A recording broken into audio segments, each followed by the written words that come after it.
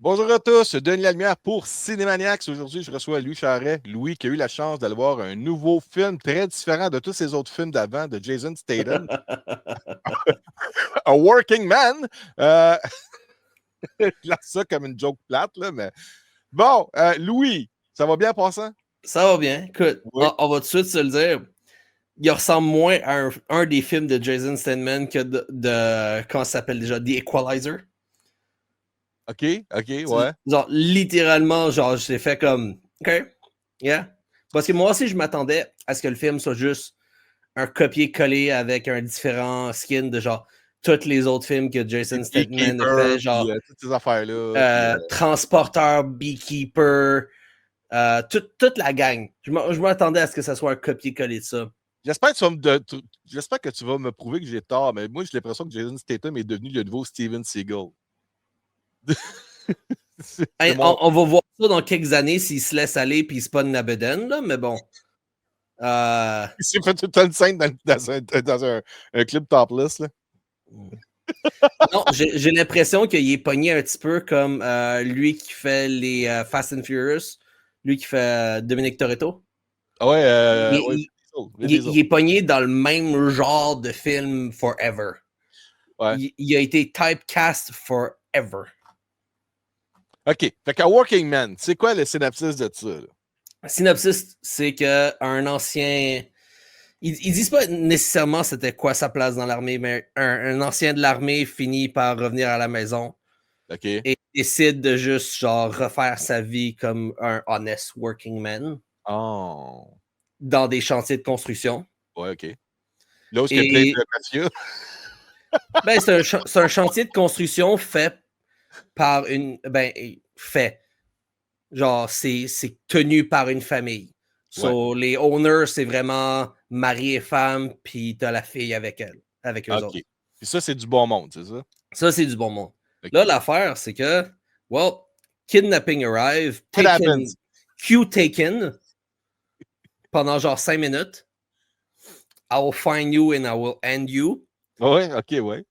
So, genre, c'est un petit peu à la Taken, là. C'est la fille des patrons de la compagnie se fait kidnapper dans un club. Puis ils demandent son aide parce qu'ils savent que, genre, c'est un ancien de l'armée. Ouais, So, OK. quand même assez basic comme, genre, story-wise. Been there, done that, oui. Yeah. Yeah, c'est pas nécessairement le plus rare que tu vas trouver. Ça a été bien présenté. Ils n'ont pas été trop heavy sur les explications, sur le monologue, sur le grumpy, genre, gunman qui arrête pas de. Le terme dans le jargon du cinéma, c'est du guilty pleasure, ces films-là. C'est ça? Pretty much, pretty much. Si tu y vas pas pour nécessairement checker le background avec la lune qui est genre 10 fois trop grande puis qui est la même pour 3 soirs d'affilée, tu Ouais, y vas plus pour juste voir du monde se faire casser les bras. c'est ça. OK. C'est pretty much ça. C'est ça, OK. Et là, on parle de A Je- Working Man. On parle pas des yeah, 6 autres yeah, films que tu non, je te as parle de A Working Man. OK. Yeah, ils ont pas mis le budget sur l'arrière-plan, sur les genre FX puis tout ça. Là. Ouais. Écoute, tu peux clairement voir que c'est une machine à flamme à un certain point dans le film. Là. Ils ont essayé de mettre un peu plus l'argent sur les personnages, sur les combats, sur. Yeah, pretty much ça. Ben, est-ce que ça Sur... fait du bien? Parce que ça, c'est le genre de film que tu vas aller au cinéma pour regarder, pour te défouler. Right? C'est ça. Si t'aimes les films à la Jason Statham puis à la Equalizer, Les oui. Vengeance Movie, là.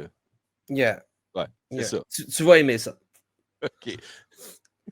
Mais Fait que, si tu y vas pour genre essayer de lire dans le texte puis tout ça, tu vas t'emmerder.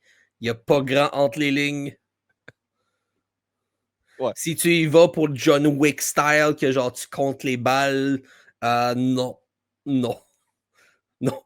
Il tire genre 40 fois avant de recharger sur bonne chance. Ah ouais. Ah, tabarouette. OK. Non, comme je te dis, ils n'ont pas fait nécessairement attention à genre tous les plus petits détails. Ils ont essayé de faire ça pour que ça aille genre smooth, Ouais. sans nécessairement genre devoir s'arrêter à tous les 3 secondes pour recharger.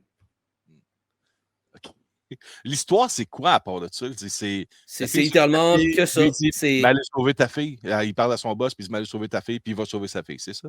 pretty much. C'est comment lui il a réussi à genre OK. traquer. Là, on va s'amuser, attends, je te coupe, là, mais on va s'amuser à essayer de deviner la fin sans que j'ai vu le film, puis toi, tu l'as vu. Mais je veux pas que tu. Je veux juste voir ta face, je veux pas que tu répondes. Est-ce qu'à la fin, le papa de la famille qui est impliqué à l'arrière de ça, parce que ça sonne comme ça, là. Quand il y a un kidnapping, il y a tout le temps quelqu'un quelque part qui était pas suspect, qui est suspect finalement, qui est. Tu sais, en tout cas, c'est parce que ça sent la recette réchauffée. Tu sais. C'est pas ce genre de film-là, malheureusement pour toi. Là, you're killing my buzz, man. Quoi, c'est plus intellectuel? Non. C'est plus Russian Mafia. C'est un peu comme Raw Deal avec Schwarzenegger pis ces genres-là. Là. Les films Ça se typiques peut, de fin des années 80. Là. Je me souviens plus de Raw Deal, mais Raw genre. Deal avec Schwarzenegger, là. Dans ses premiers films qu'il faisait. Là. Oh my God. C'est très probable Ouais. que ça ressemble à ça. Que j'avais des vibes de un petit peu à la Equalizer et à la, comment ça s'appelle déjà, Piège de cristal, là, Die Hard. J'avais ce genre de vibe-là un peu. The One Man Army. Là. Yeah. OK. Est-ce que c'est quand tu écoutes ces films-là, il y a des films qui sont direct to DVD, qui sont tellement poches. Tu sais, te mettre sur le cover, mettons la vedette, mais la vedette n'est pas dans le film. Ça, c'est vraiment un film où Jason Statham tient le rôle principal, right? Yeah, c'est lui. Par exemple, ils ont été. Le nom, c'est A Working Man, mais ils ont été un peu light sur A Working Man. C'est juste plus. Au début, tu veux faire ça, c'est ça. Le début est assez light, puis je te dirais, ils ont tellement beau son nom que ça a été genre à 15 minutes de la fin qu'ils disent genre proprement son nom pour qu'on le catch comme du monde. Là. Oh, tu regardes, c'est Jason Statham. Là. Ça j'ai l'impression que ça a été voulu pour que, genre, tu sais, ça soit juste one random guy. Ah ouais, c'est la recette classique de faut que tu te vois à travers le personnage principal, puis quand il fait ces méchants qui sont très méchants, ben t'as l'impression que c'est toi qui crées une volée aux méchants. C'est ça le film. Yeah. Okay. Que moi, au début, j'ai entendu son nom pendant genre le début quand ils l'ont dit, puis j'étais comme, est-ce que son nom c'est vraiment Eleven? Non, c'est Levon. L-E-V-O-N. OK. Mais comment il disait, il mumblait tellement que genre au début, je l'avais fuck all catch. OK. Ben, au moins là-dedans, il ne s'attaque pas des requins géants. Hein, right? Non, en ce moment, c'est pas des requins, des crocodiles géants, il n'y a pas de mech suit, il n'y a pas de giant. Qu'est-ce qui fait qu'un acteur comme Jason Statham fait encore des films comme ça? Il est encore en forme. Ouais. J'ai l'impression qu'il est probablement lui qui fait genre toutes ces scènes de combat encore. Il en profite probablement pour avoir des chèques vu qu'il a été typecast. On s'entend que plus il va faire de films, le plus il va pouvoir avoir une pas pire retraite. Ah, c'est sûr. Puis ça ne doit pas être des productions qui doivent demander 6 mois de travail. Il doit être sur le plateau de tournage pendant genre 3-4 semaines. Puis après ça, le reste, c'est des second unit directors qui tournent les scènes avec les acteurs de second plan, toutes ces choses-là. Là. Mais écoute, moi, je pense que c'est le genre de film. Écoute, l'un des producers. J'aime ces films-là. Tu sais, j'en ris parce que c'est un guilty pleasure pour moi. J'adore ces films-là. Même, tu sais, c'est le trip de soir de te faire un popcorn à la maison avec une bonne petite bière frette, de regarder ça, ou d'aller au cinéma, puis de tu sais, la même chose, tu sais, vraiment dire, on s'en va en body, puis voir un film pour se défouler. Il n'y a rien de mal là-dedans. Là. Ça, c'est comme me dire, écoute, j'ai pas le temps d'aller me taper dans un steakhouse un repas à 5 services, mais il me semble qu'un bon cheeseburger bacon avec une grosse frite graisseuse, ça va faire la job pour l'instant. C'est ça, d'après moi. Je vais te dire c'est qui a écrit le film, puis tu vas comprendre très rapidement c'est quelle sorte de film. En premier lieu, Stallone. Stallone? Ah ouais, ok. Ben, c'est vrai qu'ils sont pas mal. C'est l'un des écrivains pour ce film-là. Après ça, tu as David Ayer. OK. Ah ouais. C'est lui qui était derrière Beekeeper, Tax Collector, Bright Fury, ben des films de guerre. Les mécaniques, ces films-là, non? C'est pas ça? Non, lui, il était plus pour genre Bird of Prey, Sabotage, Fin de Timepiece, Bird of Prey, ça fait un bout, ça, ouais. Ça, sinon, avec Mel Gibson. le dernier écrivain, parce qu'il y en a 3, c'est Chuck Dixon.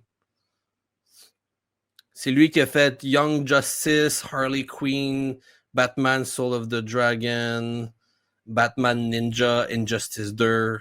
OK.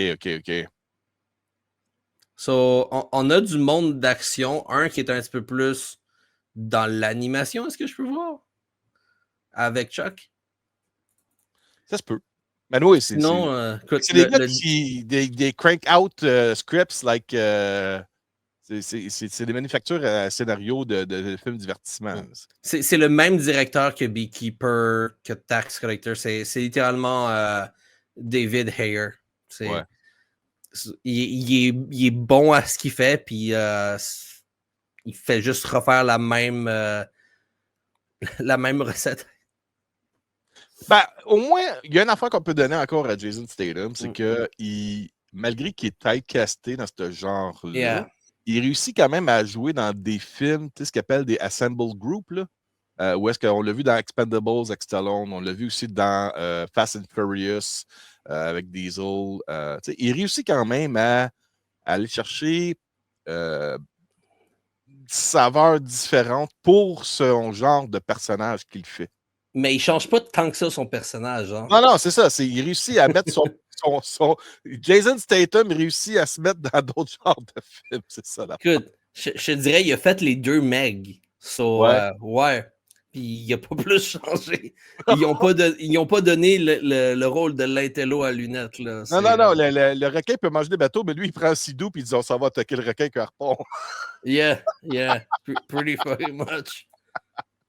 OK. Tu recommandes ça à qui, ça, ce film-là? A Working Man? Si vous êtes fan de juste vous asseoir, d'avoir un peu de fun, puis de dépluguer. Si les autres films de Jason Statham, ça vous parle, puis vous aimez ça, vous allez l'aimer. C'est rien de genre game-breaking. C'est le good old candy que vous aimez tous depuis des années. OK, correct. Fait que c'est un film popcorn, prends un petit verre tranquille, tu écoutes ça, tu as du fun, puis ça te permet de ne pas penser à toute la merde politique qui se passe de ce temps-ci dans nos alentours. Ça nous fait évader un peu. C'est ça, ça marche pour ça. Aucune politique, aucune wokeness dedans. C'est as Jason Statham is genre dans ses autres films, c'est straight ça. Ça finit bien, c'est ça? J'espère. J'espère, sinon les films, ça ferait vraiment bâtard.